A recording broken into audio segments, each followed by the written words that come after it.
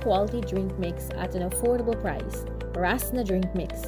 With over 5 delicious flavors to choose from, a 25-gram pack makes up to 1 liter of drink.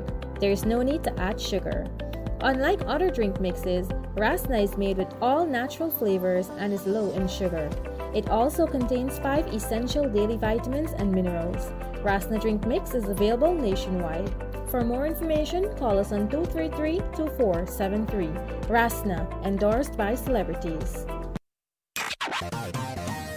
Kaieteur Radio, keeping you informed. Demerara and Essequibo 99.1 FM. Burbies 99.5 FM. Kaieteur Radio. Hello and welcome to your news at noon right here on Kaieteur Radio, sponsored by Amalanda Milk. Kevin Smith here. These are the top stories we're tracking. Nigeria's failure to review lopsided deals lead to loss of $28.6 billion US. EITI releases new reporting guidelines for companies buying oil and gas and minerals. Jagdeo commits to releasing oil permits APNU AFC kept hidden, and government slashes transport costs for Wakenham rice farmers. Approximately $3.5 million in savings time to be recorded. And Minister Edgell stresses timely completion during visit to Region 5 Sea Defense Works. Stay tuned to stay informed.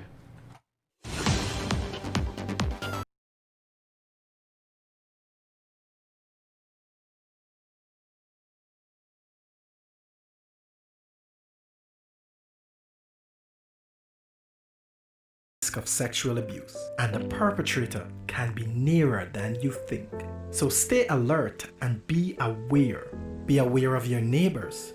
Be aware of your friends. Be aware of the people you have in your home. Do not become complacent. Protect children now. You can make a report to the police or call the CPA hotline on 227-0979. A message from the Child Care and Protection Agency, Ministry of Human Services and Social Security, and UNICEF.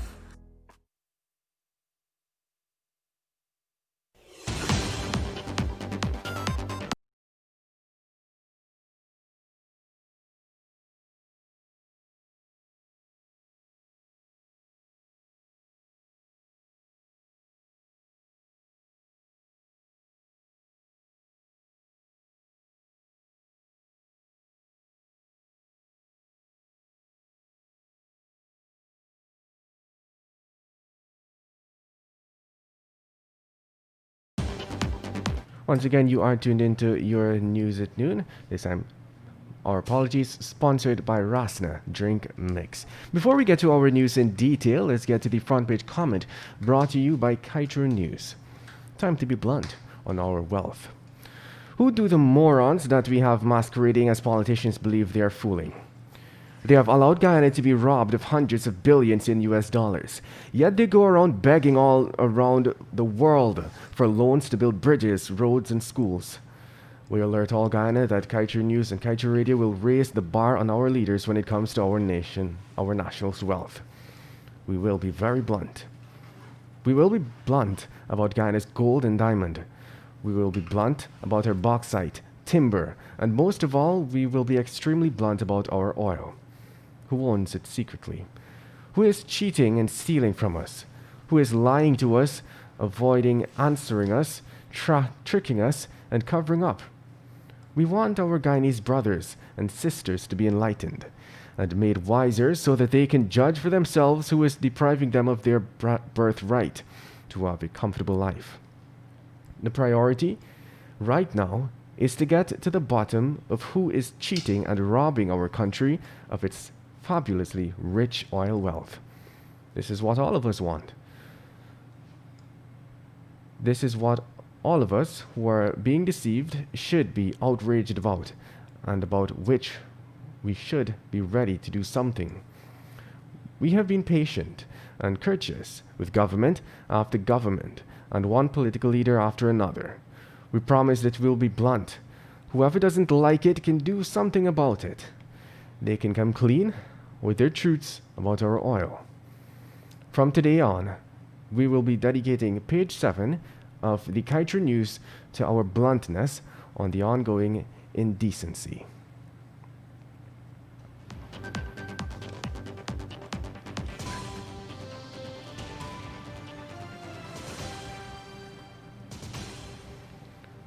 And now for the news in detail. Although it may be Africa's largest oil-producing nation, Nigeria is losing billions of dollars due to lopsided deals with companies such as ExxonMobil, Total, and Petrobras. In fact, a recent study on this state of affairs showed that in the last decade, Nigeria is approximately 28.61 billion US dollars due to its failure to review the poor production sharing contract terms that govern 7 deepwater fields in the country. This projection was made in a policy brief released by the Nigeria Extractive Industry Transparency Initiative. The transparency body stressed that the money lost could have supported 99% of the federal government budget for 2019. The 28.6 billion US dollar loss is also 19 times Guyana's 2020 budget.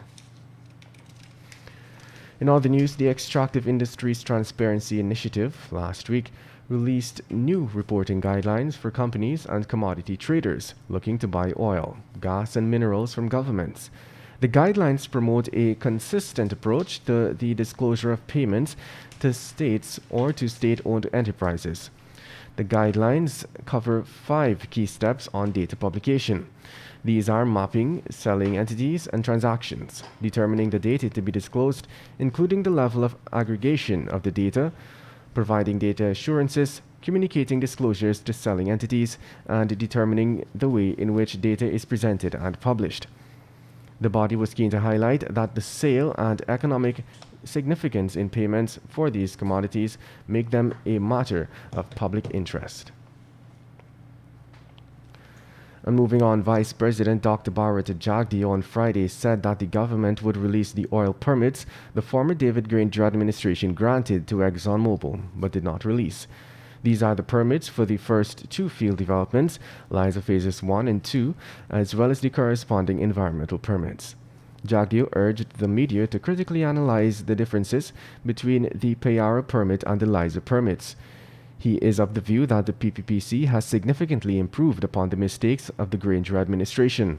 He said that these improvements are there to ensure that the third development, Payara, would be executed in a more environmentally safe manner, among other critical considerations. And moving on, the government has agreed to new transportation subsidies for rice farmers of Wakenham Island to help mitigate the economic hardship incurred by COVID-19. Minister within the Ministry of Public Works, Deodat Indar, on Friday met Wakenham rice farmers to hammer out an agreement during a community consultation. The Transport and Harbours Department within the Ministry of Public Works will facilitate the subsidy by allowing rice on the island to be transported aboard one of its vessels. This subsidy is only effective for the current crop of rice and has been instituted after years of pleas with the government of Guyana for assistance. And moving on Saturday, Minister of Public Works Juan Edgel visited 7 sites and walked various stretches where sea defense works are being undertaken in a 7-kilometer stretch in Region 5, from Danzig to the Content Maikoni area. The contractors, Tulsi Prasad, Quarries Inc., ANS General Contracting Inc., M&B Construction, BK International Incorporation, and Colin Talbot Contracting Services, who are all contracted to undertake works in various sections, were engaged in discussions, and facilitated site inspections. Notably, BK International Inc. and ANS General Contracting were engaged to undertake emergency work since June 2020 under the previous administration. At every site, the message from the minister was the same: for contractors to complete the works in time, ensure that while the work is being undertaken, adequate measures are being put in place to prevent flooding and to safeguard livelihoods and others. You are tuned into Kaieteur Radio 99.1 and 99.5 FM, and this is your News at Noon, sponsored by Rasna Drink Mix. Coming up after the break, retrofit containers to be established at prisons to conduct virtual hearings. Prisoners will no longer be transported to court.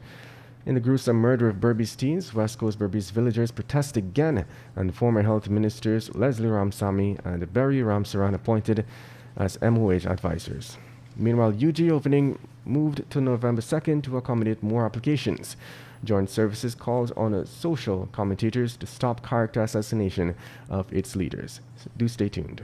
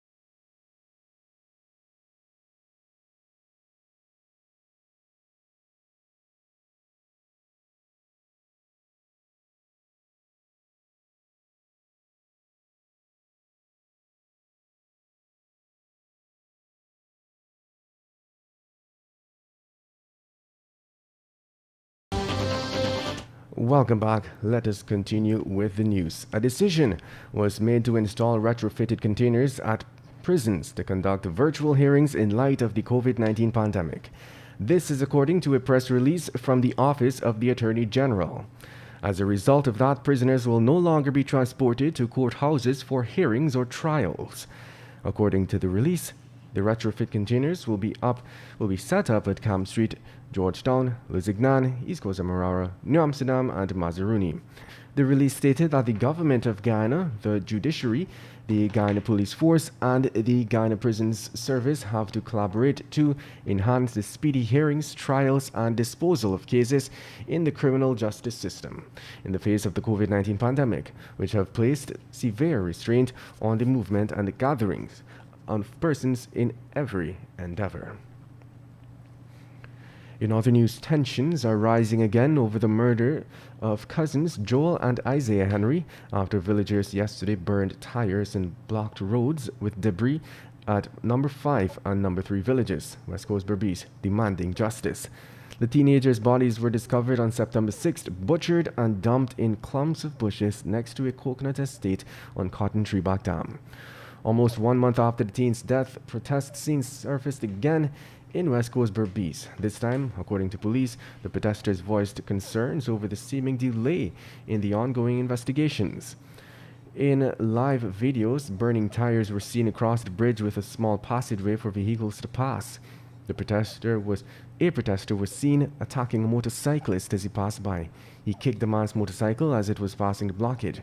Within minutes, the bridge was completely blocked off with other debris such as old gas stoves and other scraps of metal. In other news, 2 former Ministers of Health, Dr. Leslie Ramsamy and Dr. Barry Ramsaran, were appointed as advisors to the Ministry of Health by the government. This was confirmed by the ministry's public relations officer, Daniel Singh, who also stated that their appointments were effective as of October 1st. Dr. Leslie Ramsamy served as the Guyana's Minister of Health between the years of 2001 to 2011. Ramsamy was later moved to serve as the Minister of Agriculture, where Barry Ramsaran obtained his portfolio. Also appointed was a new Director General, Dr. Visha Mahadio, a PPP Member of Parliament and former Regional Health Officer for Region 6. His position is a newly created one within the ministry, and he will be responsible for health being delivered on a regional scale. Let's tell you now that following an emergency meeting at the Academic Board of UG called by Vice Chancellor Dr. Paloma Mohammed, the decision was taken to extend the university's opening date to November 2nd. The reason for the decision was to facilitate more applications to the university. This was disclosed in a press release issued by the university explaining all of the outcomes of the emergency meeting. And moving on, the heads of the joint services are calling on social commentators to desist from their attempts to taint the reputation of some of its members. According to a press release, the heads of the joint services have noted recent constant attempts by the social commentators to tarnish the character of some of its members, particularly Commissioner of Police Nigel Hoppy, and are urging against this practice. It is understood that the attacks that are allegedly being made by social commentators were being observed and monitored by the joint services. Those attacks include making lewd allegations against the Commissioner of Police and other members of the joint services. It is now 12 hours 16. Coming up next is your COVID-19 update with the blunt report from Kaieteur News.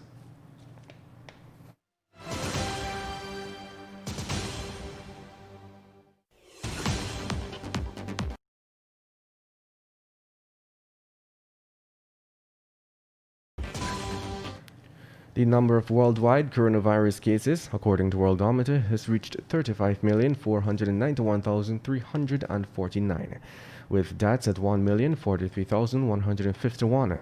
Recovery cases has reached 26,705,546. The Ministry of Health yesterday announced 4 new COVID-19 cases, bringing the total death toll to 89. The first death was announced earlier in the day. However, the other 3 were announced until last night and were not reflected in the ministry's daily dashboard update. The 87th death is a 68-year-old male. The 88 and the 89 deaths are two males who were both 56 years old. Up to press time, details were unclear about the 90th fatality. The new number of confirmed cases in Guyana is 3,093.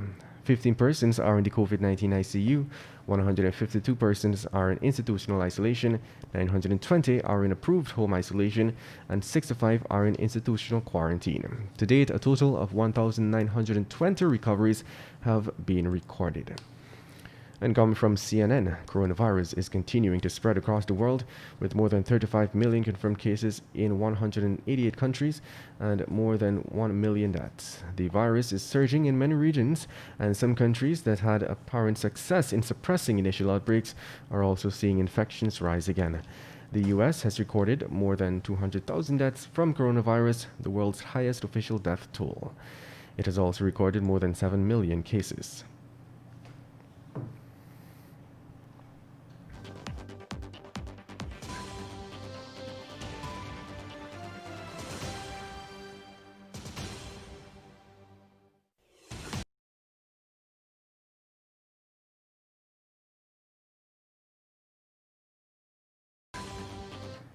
Guyana has billions of US dollars in oil wealth.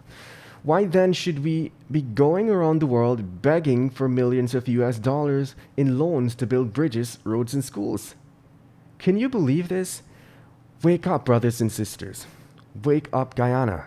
These are the issues over which we should be protesting about.